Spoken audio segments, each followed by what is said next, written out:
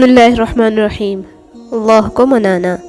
اللہ اس دل کو کبھی اپنے کن سے محروم نہیں رکھتا جو ٹوٹ کر بھی وقت تہجد اللہ کو منانا نہیں چھوڑتا۔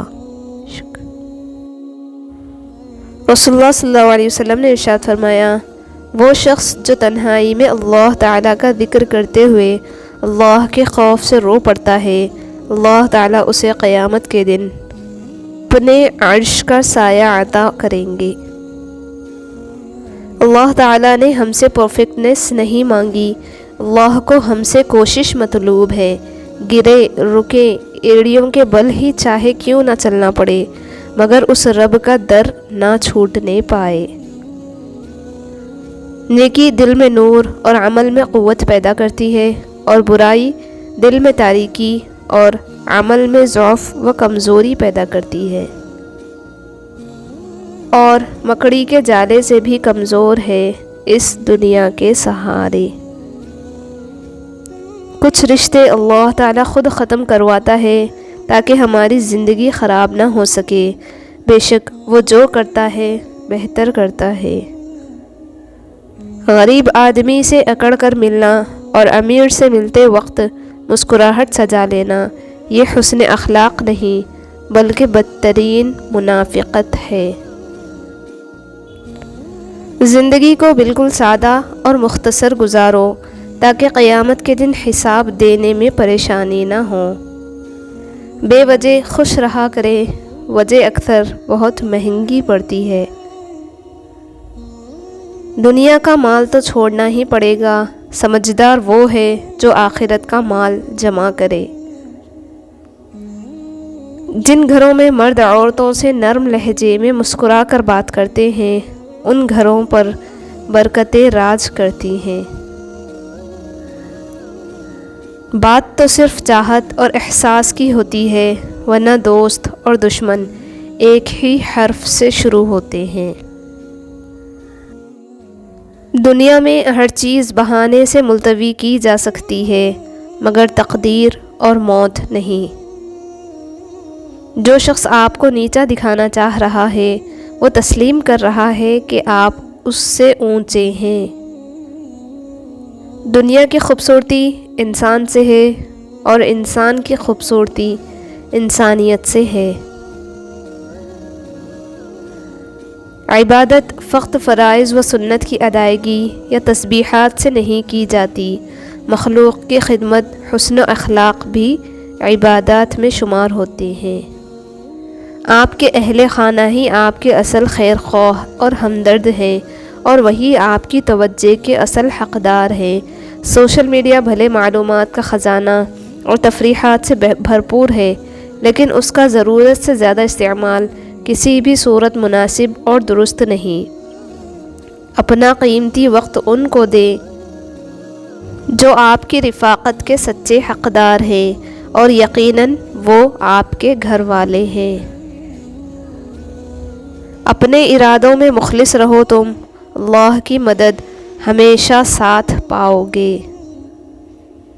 زندگی بہت عجیب ہے، ہم کسی بھی چیز کے بغیر آتے ہیں، پھر ہم ہر چیز کے لیے لڑتے ہیں، پھر ہم ہر چیز چھوڑ کر بغیر کسی چیز کے رخصت ہو جاتے ہیں۔ اونچی پرواز کرنا چاہتے ہو تو رزق کی فکر چھوڑ دو، کیونکہ فضاؤں میں وہی اڑتے ہیں جنہیں رزاق پر یقین ہوتا ہے۔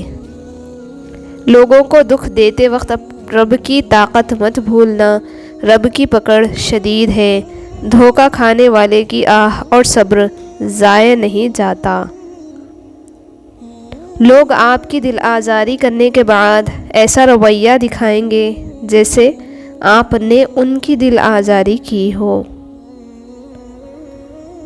ہمیشہ زندگی اس طرح بسر کرے کہ دیکھنے والے تمہارے درد پر افسوس کے بجائے تمہارے صبر پر رشک کریں۔ دل کا اچھا ہونے سے بہتر ہے زبان کا اچھا ہونا، کیونکہ لوگوں کا واسطہ سب سے پہلے آپ کی زبان سے پڑتا ہے، دل تک تو کچھ لوگ ہی پہنچتے ہیں۔ یہ وقت بدلے گا اور بدل کر خوبصورت بن کر ٹھہر جائے گا اللہ تعالیٰ کے کن سے۔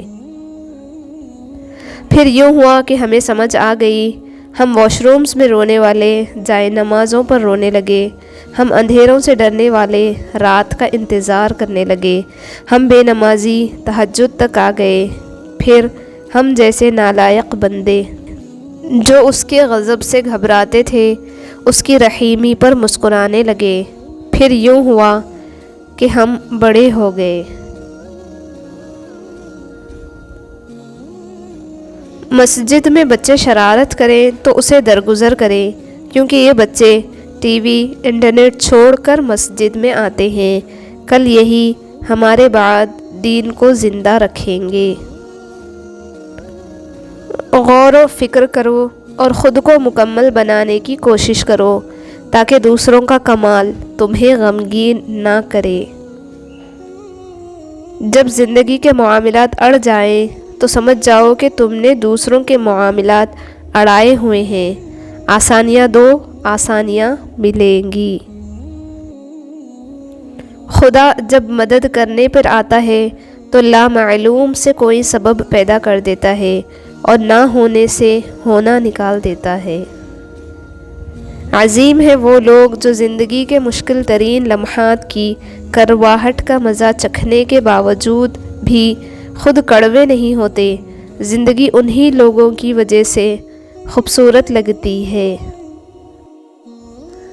من کی میل کو ختم کرنے کے لیے پہلے اپنی میں کو ختم کرو، اور میں کو ختم کرنے کے لیے عاجز بننا ضروری ہے، اور عاجز بننے کے لیے ضروری ہے کہ تو اپنے آپ کو بھول جا کہ تو کیا ہے۔ بس اتنا یاد رکھ کہ تو خاک ہے، خاک پر ہے، اور تجھے خاک میں ہی جانا ہے۔ کچھ لوگوں کی فطرت پرندوں کی طرح ہوتی ہے، جہاں دانا وہیں ٹھکانا۔ کوشش کریں رشتوں میں مخلص رہیں۔ کسی کے بارے میں کوئی بھی رائے قائم کرنے سے پہلے ایک دفعہ لازمی تحقیق کر لیں۔